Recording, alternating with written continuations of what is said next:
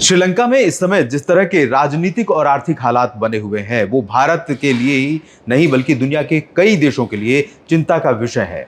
गोटबाया राजपक्षे ने देश छोड़ा, पहले मालदीव गए, उसके बाद सिंगापुर पहुंचे। सिंगापुर ने जब शरण नहीं दी, उन्हें उम्मीदें नजर नहीं आई, उसके बाद जाकर अपनी घोषणा के एक दिन बाद उन्होंने इस्तीफा दे दिया।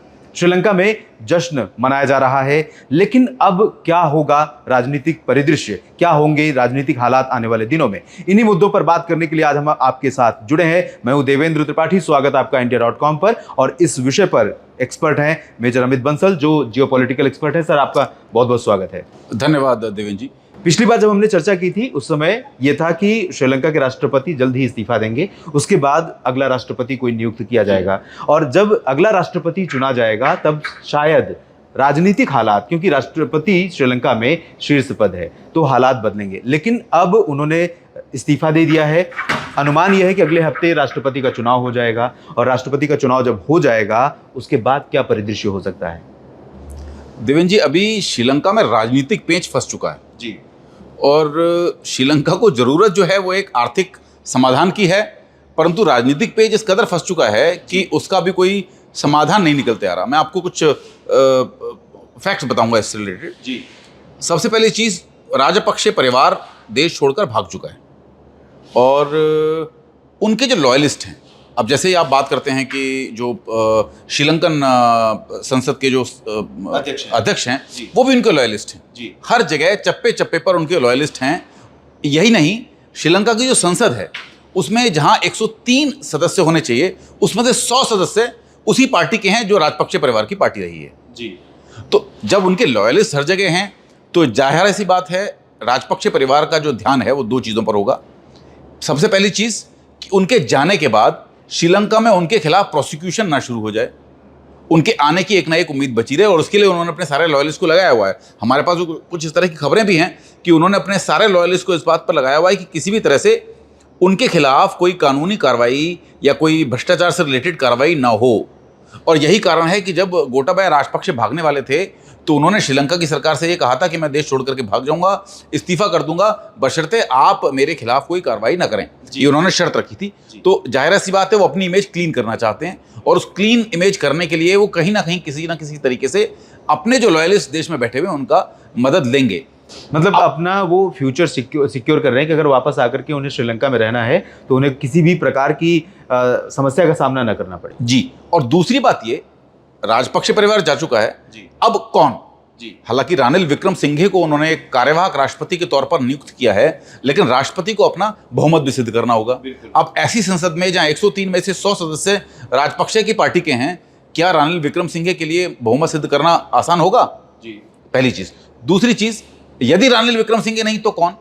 आप साजिद प्रेमदासा का नाम ले सकते हैं, आप मैत्रीपाल सिरिसेना का नाम ले सकते हैं, या आप किसी और का नाम ले सकते हैं, पर क्या ये जो लोग जो पिछले इतने समय से विपक्ष में बैठते आए हैं, क्या वो राजपक्षे की परिवार की पार्टी के सदस्यों का समर्थन हासिल कर पाएंगे? तो अब मुझे कोई पेंच ये बड़ा मुश्किल है, और उसका कोई समाधान नहीं दिखता नजर आ रहा कि राजनीतिक सिचुएशन कहाँ बैठेगी। बिल्कुल। और इसी से जुड़ा हुआ एक सवाल है जो आप बात कर रहे हैं, उसी वही बात मैं भी कह रहा हूं कि इस समय जिस तरह के हालात हैं, जो लोग, जो नेता जनता का समर्थन जिन नेताओं को प्राप्त है उनके पास बहुमत नहीं है, जिनके पास बहुमत है उनके साथ जनता नहीं है। तो अभी न सिर्फ संसद में बहुमत साबित करना होगा जिससे राष्ट्रपति अगले हफ्ते चुना जाएगा, बल्कि उसे जनता का समर्थन भी हासिल करना होगा। अगर राजपक्षे परिवार की पार्टी फिर से सत्ता में, उसका कोई नेता, हो सकता है परिवार का नेता ना हो, पार्टी में जितने भी सदस्य हैं दूसरा कोई राष्ट्रपति के रूप में चुना जाता है, लेकिन उसको जनता का समर्थन भी हासिल करना होगा। उसके बाद ही जो गृह युद्ध जैसे हालात श्रीलंका में बने हुए हैं उससे निकल पाएगा श्रीलंका, और फिर कह सकते हैं कि एक स्टेप आगे बढ़ेगा, जो आर्थिक समाधान है उसकी तरफ आगे बढ़ेगा, और भविष्य में राजनीति को किस तरह से सही दिशा देनी है उस तरफ आगे बढ़ेगा। देवेंद्र जी, अभी जो श्रीलंका की सबसे बड़ी समस्या है वो है आर्थिक समस्या। राजनीतिक समस्या इतनी बड़ी समस्या नहीं है, और मेरे विचार से, जहाँ तक मैं थोड़ा बहुत अंतर्राष्ट्रीय राजनीति की समझ रखता हूँ, उसके हिसाब से जो इस समस्या का समाधान होना चाहिए था वो ये होना चाहिए था कि श्रीलंका के जो सभापति हैं वो संसद को भंग करें, और एक कार्यवाहक सरकार अगले 1 साल के लिए या 2 साल के लिए, 1 साल के लिए भी नॉमिनेट करें, जिसमें कुछ चुनिंदा लोग हों ये चुनिंदा लोग कौन हो सकते हैं? ये चुनिंदा लोग पूरी सारी पार्टियों के नेता हो सकते हैं, इसमें रानिल विक्रमसिंघे हो सकते हैं, इसमें मैत्रीपाल सिरिसेना हो सकते हैं, इसमें जनता के चुने हुए नुमाइंदे हो सकते हैं, इसमें कुछ जुडिशरी के लोग हो सकते हैं, इसमें कुछ ब्यूरोक्रेसी के लोग हो सकते हैं। तो सब समाज के सभी वर्गों को मिला करके एक अंतरिम कार्यवाहक सरकार बनाएं जो मिलजुल कर काम करे और श्रीलंका को किसी प्रकार से इस आर्थिक संकट से बाहर लेकर के चले जाए। एक बार जब आर्थिक संकट से बाहर आ जाती है सरकार, तब अगर वो किसी तरह का पॉलिटिकल सॉल्यूशन निकालना चाहते हैं, वो चुनाव करना चाहते हैं, या वो किसी प्रकार का बहुमत सिद्ध करना चाहते हैं, या वो संसद को दोबारा बुलाना चाहते हैं, तो वो बुलाया जा सकता है। लेकिन अभी इस समय में संसद को बुलाना, बहुमत सिद्ध करना, इस तरह की लोकतांत्रिक चीज़ों की आवश्यकता नहीं है, जबकि सेना भी है, सत्ता भी है, और जनता पूरी तरह से आपकी पागल हो पड़ी है। वहाँ पर हर जगह वो एक तरह से एनार्की पर उतर आए हैं, आगजनी पर उतर आए हैं, दंगे हो रहे हैं सब जगह, सिविल वॉर की स्थिति बन चुकी है। ऐसे में आप लोकतंत्र के पीछे भाग रहे हैं या आप चाह रहे हैं कि बहुमत सिद्ध हो, तो मुझे नहीं लगता कि ये समझदारी की बात होगी। तो इसका मतलब कुल मिलाकर ये है कि कहीं ना कहीं जिस तरह की परंपरा पहले से चली आ रही है, उसी को बदले हुए कलेवर में जनता के सामने प्रस्तुत किया जा रहा है, और ये समाधान अल्टीमेटली श्रीलंका की वर्तमान स्थिति के लिए बिल्कुल नहीं है। श्रीलंका की वर्तमान स्थिति के लिए बहुत घातक सिद्ध होगा, क्योंकि अभी आप टाइम ले रहे हैं। अभी आपके पास एक दिन, एक घंटा कीमती है। श्रीलंका में पेट्रोल नहीं है, डीजल नहीं है, दवाइयाँ नहीं हैं, एसेंशियल गुड्स नहीं हैं, जनता लगातार सड़कों पर उतरी हुई है। ऐसे समय में आप पहले एक हफ्ता लेंगे बहुमत सिद्ध करने के लिए। यदि बहुमत सिद्ध नहीं हो पाया तो फिर आप दोबारा एक किसी पॉलिटिकल सॉल्यूशन को खोजने की कोशिश करेंगे, और इस समय में इतना समय बीत जाएगा जो कि क्रिटिकल टाइम श्रीलंका के लिए ठीक नहीं रहेगा। ये काफ़ी घातक सिद्ध होगा। जी, तो कहीं ना कहीं ऐसा लग रहा है कि जो राजनेता हैं और जो राजनीतिक दल हैं, चाहे वो राजपक्षा पार्टी गुट के हों या बाकी विपक्षी पार्टियों की गुट के हों, इन सब को अपनी सत्ता को या अपनी पकड़ को राजनीति में, सत्ता में बनाए रखना ज़्यादा इंपॉर्टेंट है बनिस्पत श्रीलंका के लोगों को एक ठोस और स्थायी समाधान उपलब्ध कराने के। अब एक बात आती है जिसका जिक्र आपने किया कि इस समय श्रीलंका में राजनीतिक संकट से ज़्यादा बड़ा आर्थिक संकट है। हालांकि वो राजनीति की ही देन है, ये सच्चाई है, और आने वाले समय में अगर आर्थिक समस्या या आर्थिक समाधान श्रीलंका की जनता के सामने नहीं आता है तो इसके पीछे कहीं ना कहीं राजनीतिक फेलियर है।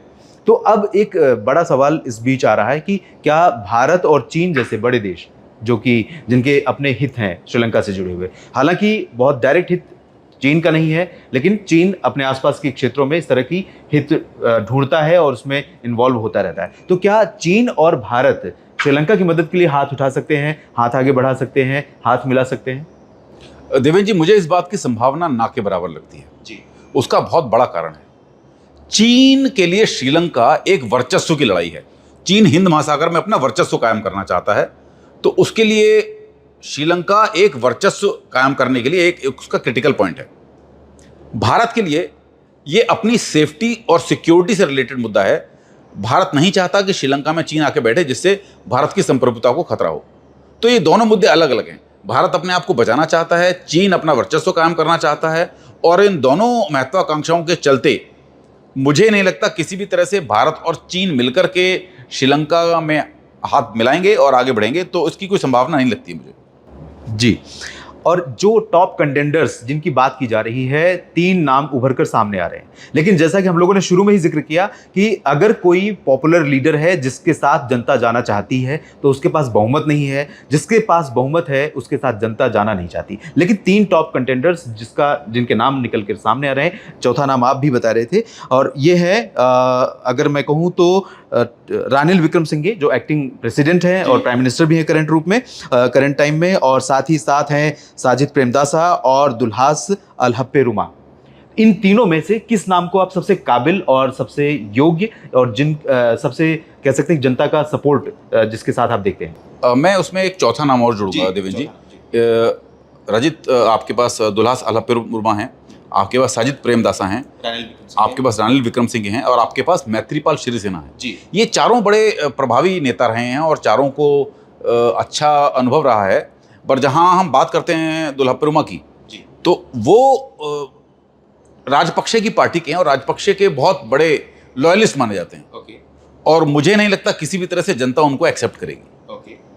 बात आती है साजिद प्रेमदासा की, बड़े अच्छे लीडर हैं, बड़े प्रमुख लीडर हैं, विपक्षी हैं, और उनकी पार्टी का जो आंकड़ा है वो राजपक्षे की पार्टी से 36 का आंकड़ा है। ओके। तो मुझे नहीं लगता किसी भी तरह से राजपक्षे के परिवार के या राजपक्षे की पार्टी के जो सदस्य हैं वो किसी भी तरह से उनको सपोर्ट करेंगे। जी। रानिल विक्रमसिंघे एक बड़े लोकप्रिय नेता रहे हैं और उनकी विदेश नीति के ऊपर भी काफ़ी अच्छी पकड़ है। और जैसे कि मैं बार बार कहता रहा हूँ, रानिल विक्रमसिंघे इस पूरी दौड़ में सबसे अच्छे कंटेंडर हैं, बशर्ते उनको खुल करके खेलने का मौका मिले। ओके। अभी तक आपने उनके हाथ बांधे हुए हैं, अभी तक। अब फिर आप ये बात कर रहे हैं कि अगर बाई चांस एक हफ्ते के बाद रानिल विक्रमसिंघे को बहुमत मिल भी जाता है तो बहुमत कौन देगा? राजपक्षे की पार्टी, संसद के सदस्य देंगे, राजपक्षे की पार्टी के लोग देंगे। और राजपक्षे की पार्टी के लोग अगर उनको समर्थन देंगे तो वो चाहेंगे कि वही काम हो जो राजपक्षे चाहते हैं। तो स्वरूप बदला है, नाम बदला है, चेहरा बदला है, सरकार नहीं बदली है, वही सिचुएशन रह जाएगी। तो जब तक हम श्रीलंका की वर्तमान संसद के भरोसे रहेंगे, वर्तमान संसद के बारे में बात करेंगे, मुझे नहीं लगता कि हम किसी समाधान की तरफ बढ़ पा रहे हैं। इसलिए मैंने कहा कि लोकतंत्र को कहीं ना कहीं हमें दूसरे पायदान पर रखना होगा और श्रीलंका की आर्थिक स्थिति सुधारने के लिए जो करने वाले कदम हैं उनको पहले पायदान पर रखना होगा, क्योंकि श्रीलंका ऑलरेडी बैंकरप्ट हो चुका है। जी। तो श्रीलंका का जो संकट है वास्तव में बहुत बड़ा है और जैसा मेजर अमित बंसल ने बताया कि अगर जो उपाय इस समय ढूंढे जा रहे हैं राजनीतिक माध्यमों से, उन उपायों के जरिए श्रीलंका की समस्या का समाधान थोड़ा संभव नजर नहीं आ रहा है। ऐसे में थोड़ा ट्रैक चेंज करना पड़ेगा और ऐसे डेमोक्रेटिक तरीके ना अपनाकर बल्कि वो तरीके अपनाने पड़ेंगे जिनके जरिए जनता को वास्तव में समाधान उपलब्ध कराया जा सके और जिसमें बहुपक्षीय यानी समाज के सभी वर्गों को एक साथ लेकर के एक टेम्पररी, एक तत्कालीन सरकार बनाई जाए और वो कार्यवाहक सरकार के रूप में कम से कम अगले कुछ महीनों या कुछ सालों के लिए काम करे और जब हालात बदलें उसके बाद फिर चुनावी प्रक्रिया या डेमोक्रेटिक प्रक्रिया को अपनाया जाए। जी।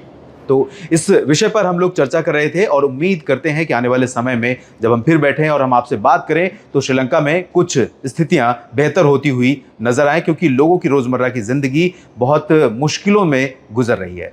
इस वीडियो को देखने के लिए आपका बहुत बहुत शुक्रिया। बने रहिएगा India.com के साथ देश और दुनिया की तमाम खबरों के लिए। साथ ही साथ हमारा YouTube चैनल सब्सक्राइब करना ना भूलें और अगर आपके मन में कोई सवाल है इस मुद्दे पर, इस विषय पर, तो जरूर पोस्ट करें। आपके सवालों का समाधान या आपके सवालों का जवाब देंगे मेजर अमित बंसल स्वयं अपने अकाउंट से। धन्यवाद।